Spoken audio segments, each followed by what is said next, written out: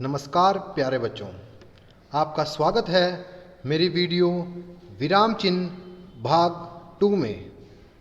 इससे पहली वीडियो में हमने विराम की परिभाषा एवं प्रकारों के बारे में सूक्ष्मता से जाना था। अब हम विस्तार से जानेंगे। ध्यान दीजिए। पूर्ण विराम।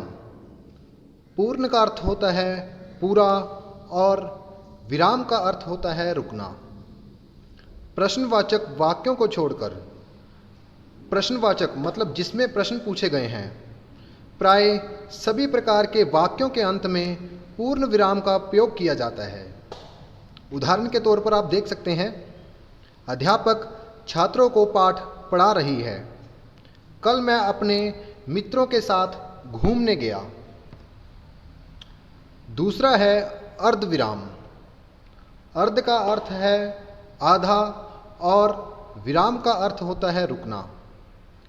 एक वाक्य या वाक्यांश के साथ दूसरे वाक्य या वाक्यांश का संबंध बताना हो तो वहाँ अर्ध विराम का प्रयोग होता है। उदाहरण में आप देख सकते हैं, महामारी फैल रही है, चारों ओर हाहाकार है, सूर्य उदय हो गया, चिड़ियाँ चहकने लगीं। इन दोनों उदाहरणों में अर्ध विराम चिन्हों का प्रयोग किया गया है। अल्प विराम। अल्प का मतलब होता है थोड़ा और विराम का अर्थ रुकना है।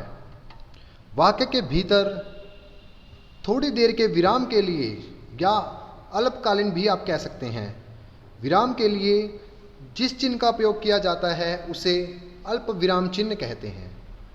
उदाहरण, बाजार से थोड़ी सब्जी, फल, दूध और दही लेते आना।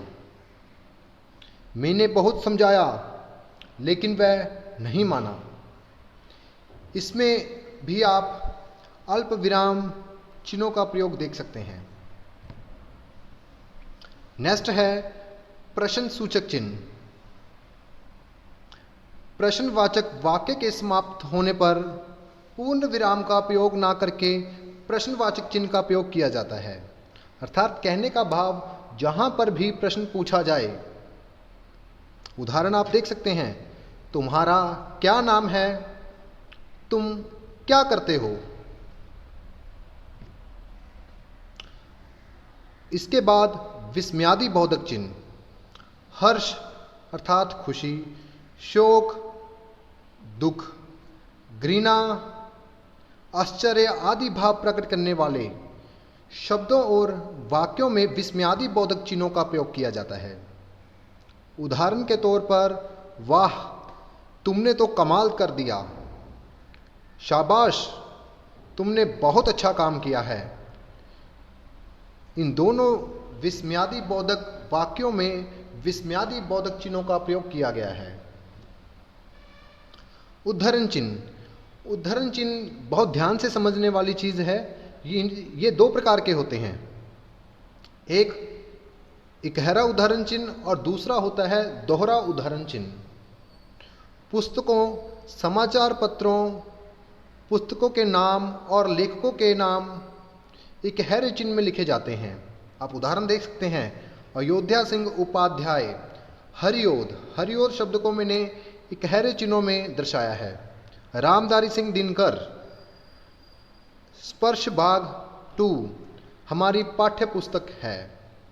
और दूसरी ओर देखिए दोहरा उदाहरण चिन्ह। जब किसी व्यक्ति का कथन मूल रूप में लिखा जाता है तब दोहरे उदाहरण चिन्ह का प्रयोग किया जाता है। व्यक्ति का कथन अर्थात किसी व्यक्ति के द्वारा कहा गया कुछ वाक्य। उदाहरण, युधिष्ठिर ने कहा, सत्य बोलना सबसे बड़ा धर्म है। युधिष्ठिर के द्वारा कहे गए वाक्य को हमने दोहरे चिन्ह के द्वारा प्रस्तुत किया है। तो आशा करता हूं कि बच्चों आपको ये चिन्ह भी समझ आ गए होंगे। धन्यवाद।